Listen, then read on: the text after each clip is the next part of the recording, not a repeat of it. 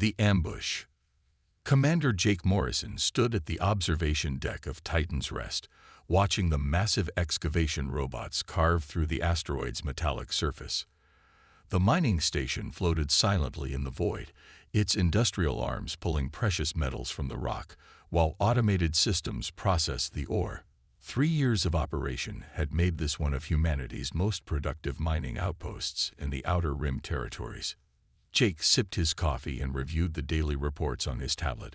Production was up 12% from last month, and they had discovered a new vein of rare earth elements that would keep Earth's manufacturing plants running for decades. The crew of 200 miners, engineers, and support staff worked efficiently in the station's rotating sections, creating artificial gravity through centrifugal force. Dr. Elena Rodriguez approached from behind, her footsteps echoing in the corridor. As the station's chief scientist and engineer, she oversaw all technical operations and research projects. Her dark hair was pulled back in a practical bun, and her laboratory coat bore the stains of another long day analyzing mineral samples. "Jake, we have a problem," Elena said, her voice carrying an edge of concern that made the commander turn around immediately. "What kind of problem?" Jake asked, setting down his coffee cup. "Long-range sensors are picking up something unusual. Multiple contacts approaching from the direction of the Centauri system. Large vessels, moving fast, and they're not broadcasting any identification signals." Jake followed Elena to the command center, where Captain Rex Chen was already studying the sensor displays. Rex had served as the station's security chief for 2 years, and his military background made him invaluable for protecting the mining operation from pirates and other threats. His weathered face showed the same concern that Elena had expressed. "Commander, we have 15 large ships approaching our position. Based on their energy signatures and hull configurations, they're not human vessels," Rex reported. "Whatever they are, they're big enough to carry serious firepower." Zara al-Rashid looked up from the communications console, her young face pale with worry. As the station's communications officer, she monitored all incoming and outgoing transmissions. Her family had emigrated from Earth when she was 12, and she had joined the mining crew straight out of technical college. "Sir, I'm not receiving any response to our standard greeting protocols. These ships are maintaining radio silence, but they're definitely heading straight for us," Zora said. Jake studied the tactical display showing the approaching vessels. Their sleek, angular designs were unlike anything in Earth's databases. The ships moved with precision and purpose, suggesting advanced propulsion systems and experienced crews. Whatever these aliens wanted, they were not making the social visit. "How long until they reach us?" Jake asked. "At their current speed, approximately 45 minutes, Rex replied. "Should I activate the emergency protocols and begin evacuation procedures?" Jake considered the options. Titan's Rest had 3 small cargo ships that could evacuate maybe 60 people at most. The rest of the crew would be trapped if these aliens proved hostile. Running away would also mean abandoning billions of credits worth of equipment and processed materials. "Not yet. Let's see what they want first. Zara, keep trying to establish communication. Rex, bring the security teams to readiness level 2, but keep it discreet. I don't want to appear threatening if these are peaceful visitors." The next 30 minutes passed with agonizing slowness. The alien fleet maintained its steady approach while ignoring all attempts at communication. The station's crew continued their normal duties, but word had spread quickly through the corridors, and everyone knew something unusual was happening. Finally, the lead alien vessel came close enough for detailed scanning. The ship was enormous, easily 3 times the size of Earth's largest military cruiser. Its hull bristled with weapon ports and sensor arrays, while strange energy patterns flickered across its surface. The design suggested a civilization with technology far more advanced than humanity's. "Incoming transmission," Zora announced suddenly. "They're using our communication frequencies now." The main screen flickered to life, revealing the bridge of the alien vessel. The figure in the center was tall and imposing, with blue-gray skin and 4 arms that ended in delicate, claw-like hands. Its head was elongated, with large black eyes that seemed to absorb light rather than reflect it. The creature wore what appeared to be ceremonial armor decorated with symbols that hurt to look at directly. "I am Fleet Commander Vex Thul of the Vex Empire," the alien said in perfect English, its voice carrying harmonics that made the humans' teeth ache. "Your species has trespassed in territory belonging to the Vex. This system and all its resources are now claimed under our right of conquest." Jake stepped forward, trying to project calm authority despite the fear that was building in his chest. "Fleet Commander, I'm Commander Morrison of the human mining station Titan's Rest. We had no knowledge that this system was claimed by your people. Our surveys showed no signs of previous habitation or development." Vex Thul's lipless mouth stretched into what might have been a smile. "Ignorance is not an excuse for theft, human. Your primitive scanning technology cannot detect our deep space markers. This system has belonged to the Vex Empire for over 3,000 of your years." "We're willing to negotiate," Jake said carefully. "Perhaps we could arrange some form of compensation or joint development agreement." "There will be no negotiation," Vex Thul replied coldly. "Your facility will be seized, and your people will serve the Vex Empire as laborers. You have demonstrated useful mining capabilities that will benefit our expansion efforts. Surrender immediately, and your deaths will be quick." The transmission ended, leaving the command center in stunned silence. Jake looked around at his staff, seeing fear and desperation in their faces. Zara was trembling slightly, while Rex had his hand on his sidearm despite knowing how useless it would be against alien warships. "Commander, they're moving into attack formation," Rex reported. "All 15 ships are surrounding the station. Their weapons are powered up and targeting our critical systems." Jake made a decision that would change everything. "Elena, initiate Protocol 7. Elena's eyes widened. "Jake, are you sure? Once we activate it, there's no going back." "Do it." Elena moved to a sealed panel near the back of the command center and pressed her palm against a scanner. The panel opened, revealing a series of switches labeled with codes that only 3 people on the station knew. She began flipping switches in a specific sequence while speaking into a microphone. "All stations, this is Dr. Rodriguez. Authorization Omega 77 Alpha. Begin immediate conversion to configuration battle." Throughout Titan's Rest, systems that had been dormant for 3 years suddenly came online. The mining equipment began retracting into hidden compartments, while sections of the station's hull split open to reveal weapon ports and defensive systems. The excavation robots transformed into mobile defense platforms, their cutting tools becoming particle beam cannons. In the depths of the station, massive fusion reactors that had been disguised as ore processors began increasing their output. The artificial gravity systems shifted from civilian comfort settings to military combat readiness. What had appeared to be a peaceful mining facility was revealing itself as something entirely different. The Vex fleet watched in growing alarm as their sensors registered impossible readings. The small human outpost was suddenly generating power levels that exceeded their own flagship. Weapon signatures appeared across the station's surface, displaying technology that their computers couldn't identify or classify. "What is the meaning of this deception?" Vex Thul demanded as his ship's communication system crackled back to life. Jake stood before the screen, but his demeanor had changed completely. Gone was the nervous mining administrator. In his place stood a career military officer with 20 years of combat experience. His civilian clothes dissolved away through advanced nanotechnology, replaced by the dark gray uniform of Earth's Special Operations Command.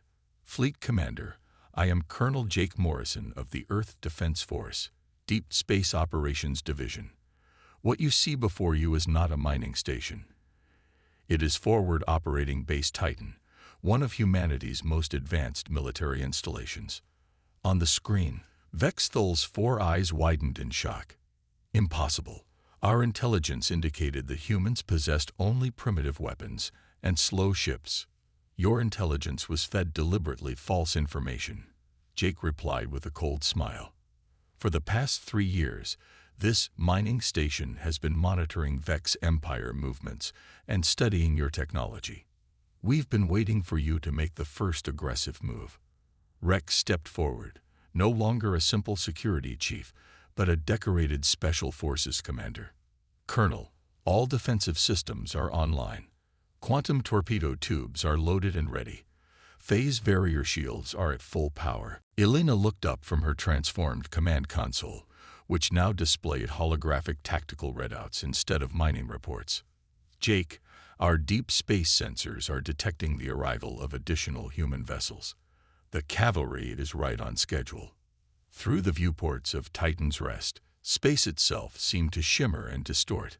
Suddenly, 12 massive warships materialized out of stealth mode, their hulls gleaming with advanced armor plating and weapon systems. The ships bore the insignia of Earth's most elite battle fleets, and each one was capable of taking on multiple Vex vessels. Zara's communications board lit up with incoming transmissions. Colonel, Admiral Sarah Kim aboard the EDF Thunderbolt is requesting permission to engage enemy targets. Jake opened a channel to the Vex fleet. Fleet Commander Vex Thul, you are now outnumbered and outgunned. You came here expecting to find helpless miners, but instead you have discovered that humanity is far from the primitive species your empire believes us to be. On his bridge, Vex Thul stared at the tactical display, showing human warships that rivaled the Vex Empire's finest vessels. His 4 hands gripped the armrests of his command throne as he realized the magnitude of his mistake. "This is impossible," he whispered. "Our scouts reported that human technology was centuries behind our own."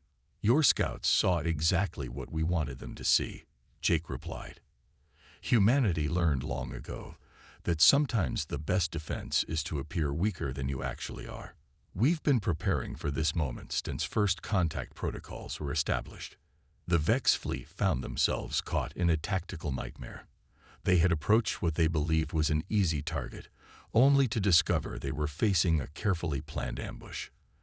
The human warships had superior positioning, and their weapons technology appeared to be at least equal to Vex capabilities. Vex Thul made a desperate decision. "All ships, retreat to minimum safe distance and send an immediate message to High Command. Request the full 7th Fleet for immediate deployment." As the Vex vessels pulled back, Jake watched them go with grim satisfaction. Phase 1 of the operation had succeeded perfectly. The aliens had revealed their aggressive intentions and committed their local forces to an engagement they couldn't win. But he knew this was only the beginning. "Elena, how long until we can expect their reinforcements to arrive?" Jake asked. Elena consulted her tactical computers. "Based on their fleet positions and communication lag time, I estimate 6 hours for a message to reach their main base, and another 12 hours for a response fleet to arrive. That gives us 18 hours to prepare for the real battle." Rex studied the retreating Vex ships through the tactical sensors. "Colonel, they're maintaining position at the edge of the system. They're not running away completely. They're smart enough to know they've walked into a trap, but too proud to retreat without trying to save face," Jake observed. "Vex Thul will call for overwhelming force and try to crush us with sheer numbers." Zara looked up from her expanded communications array. "Sir, I'm intercepting Vex communications. They're requesting what translates to approximately 80 vessels, including their heavy assault ships and orbital bombardment platforms." Jake nodded grimly. The next phase would test humanity's resolve and ingenuity to their limits. Everything they had worked for over the past 3 years was about to be put to the ultimate test. The protocol unleashes. 18 hours later, space around Titan's Rest erupted with the arrival of the largest Vex Empire fleet ever assembled. 80 warships emerged from hyperspace in perfect formation, their hulls gleaming with ceremonial markings that indicated this was an execution fleet sent to make an example of the upstart humans. Colonel Jake Morrison stood in the transformed command center of what had once appeared to be a simple mining station. Around him, his staff worked at holographic displays that would have been at home on Earth's most advanced military vessels. The deception had been complete, But now they faced odds that seemed impossible to overcome. Admiral Vex Koreth approaching on main screen, Zara announced from her communications station.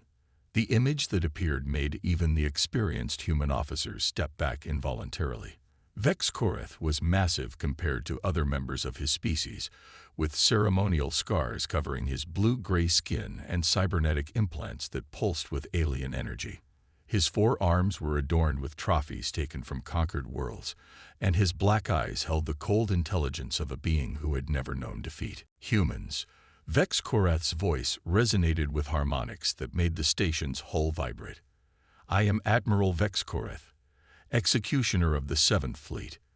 Your deception has brought shame upon Fleet Commander Vex Thol, and for this insult, your entire species will suffer. Jake stepped forward, still wearing his Earth Defense Force uniform with pride. Admiral, I am Colonel Morrison. Your fleet is impressive, but you're still making the same mistake your subordinate made. You're assuming you understand what you're facing. Vex Koreth's lipless mouth twisted into a snarl. I see a space station and 12 human warships facing 80 vessels of the Vex Empire. The mathematics of your destruction are quite simple. Are they? Jake asked with a slight smile. Elena, please show the Admiral what he's really facing. Dr. Elena Rodriguez moved to her command console and began entering authorization codes. Throughout the asteroid belt, objects that had appeared to be floating rocks began to shift and transform. Hidden weapons platforms emerged from camouflaged positions, while automated defense systems that had been dormant for years suddenly came online.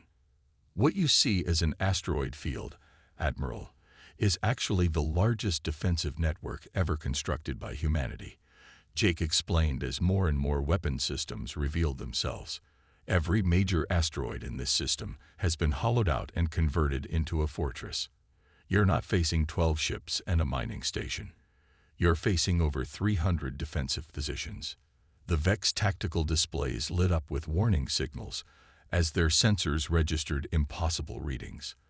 What had appeared to be a simple asteroid belt was revealing itself as a massive military installation.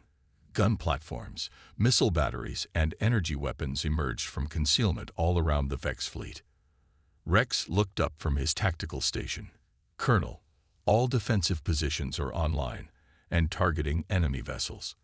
The Vex fleet is completely surrounded. But Jake knew they needed more than weapons to win this battle. Humanity's greatest advantage had always been adaptability and psychological warfare. Zara, open a channel to all Vex vessels. It's time they learned what they're really fighting. As the communication channel opened, Jake's voice was broadcast to every ship in the alien fleet. Vex warriors, you pride yourselves on being the galaxy's greatest conquerors.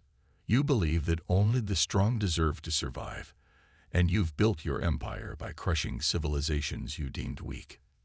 The Vex crews listened with growing unease as the human colonel continued. But you've made a fundamental error in judgment about humanity. We didn't become the dominant species on our planet by being the strongest or the fastest. We survived by being the most adaptable, the most creative, and the most stubborn creatures our world ever produced. On his flagship, Admiral Vex Koreth gestured angrily at his communications officer. Cut that transmission. Sir, I can't. They're overriding our systems somehow. The human signal is coming through on all frequencies. Jake's voice continued to echo through every Vex ship. Your species evolved on a world where strength determined survival. Ours evolved on a planet that tried to kill us in every possible way. We survived ice ages, volcanic winters, plagues, natural disasters, and 1,000 different extinction events. And each time, we adapted and grew stronger. Elena activated another system, and suddenly the space around the Vex fleet filled with holographic projections showing scenes from Earth's history. Images of humans surviving impossible conditions, building civilizations in hostile environments, and overcoming seemingly insurmountable odds appeared on every Vex view screen. We learned to work together when faced with extinction, Jake continued. We learned to use our minds when our bodies weren't strong enough. We learned to turn our environment into a weapon when we couldn't win through force alone. The psychological impact was immediate. Vex warriors who had never known fear began to experience doubt for the first time in their lives. The humans weren't just showing military strength. They were demonstrating a level of adaptability and resilience that the conquest-focused Vex culture couldn't comprehend. Admiral Vex Korath tried to regain control of the situation. All ships prepare to engage. Destroy the human positions before their propaganda weakens our resolve. But as the Vex fleet moved to attack, something unexpected happened. Ships that had been identified as destroyed human vessels suddenly came back online, revealing themselves as advanced decoys equipped with holographic projectors. The 12 warships that the Vex had seen were actually a mix of real vessels and sophisticated illusions designed to hide the true size of the human fleet. Admiral Rex announced with satisfaction, "The real Earth Defense Force battle group is arriving now." Space itself seemed to tear open as humanity's most advanced warships emerged from hyperspace. These weren't the vessels the Vex had seen before, but massive dreadnoughts equipped with experimental weapons that existed nowhere else in the galaxy. Each ship bore the scars of dozens of battles, and their crews were veterans of humanity's expansion into hostile space. Jake opened another communication channel, this time directly to Admiral Vex Korath. "Admiral, you're facing what we call the Last Stand Protocol. When humanity is threatened with extinction, we don't surrender and we don't retreat. We fight with everything we have, using every advantage we can create." The battle that followed would be remembered for generations on both sides. The Vex Empire had superior numbers, but humanity had turned the entire star system into a weapon. Every asteroid concealed defensive systems. Every piece of space debris was a potential missile, and the humans coordinated their attacks with a precision that the individualistic Vex culture couldn't match. As the battle raged, something else began to happen that neither side had expected. Ships began emerging from hyperspace bearing the markings of species that the Vex Empire had conquered over the centuries. The Altarians, the Centauri Federation, the hegemony of Vega, and dozens of other civilizations arrived to join the fight against their former oppressors. Colonel Morrison, came a transmission from the lead Altarian vessel. "We have been monitoring Vex communications. Your species has done what we thought impossible. You have made the Vex Empire afraid." Jake realized that humanity's psychological warfare had accomplished more than just weakening Vex morale. By demonstrating that the seemingly invincible conquerors could be outmaneuvered and outfought, they had inspired every oppressed civilization in the galaxy to rise up. "All allied vessels, this is Colonel Morrison," Jake broadcast on an open channel. "Today we fight not just for humanity's survival, but for the freedom of every species that has suffered under Vex oppression." The tide of battle shifted dramatically as ship after ship joined the human defensive fleet. Species that had been enemies for centuries put aside their differences to face the common threat of Vex tyranny. The Vex fleet found themselves outnumbered and surrounded by a coalition of civilizations united by their desire for freedom. Admiral Vex Korath watched his tactical displays with growing horror as his supposedly invincible fleet was systematically dismantled by an alliance he hadn't known existed. His ships were being destroyed faster than they could retreat, and his crews were beginning to abandon their posts in panic. "This is impossible," he whispered to himself. "The Vex Empire has ruled this galaxy for 5,000 years. We cannot be defeated by primitives and slaves." Jake's voice cut through the chaos of battle one final time. "Admiral Vex Korath, this is what happens when you underestimate the power of cooperation, creativity, and the will to survive. Your empire built itself on the belief that might makes right, but you forgot that intelligence and adaptability will always triumph over brute force." The remaining Vex ships began to retreat in disorder, their formation broken, and their morale shattered. Admiral Vex Korath's flagship was one of the last to flee, limping away on damaged engines while the combined Allied fleet watched them go. In the aftermath of the battle, representatives from dozens of civilizations gathered aboard Titan's Rest to discuss the future. The Vex Empire's reign of terror was effectively over, broken not by superior firepower, but by humanity's ability to unite former enemies in a common cause. Elena stood beside Jake at the observation deck, watching the Allied fleet as it prepared to liberate Vex-occupied worlds throughout the galaxy. "Jake, do you think they'll really stay united once the immediate threat is over?" Jake considered the question carefully.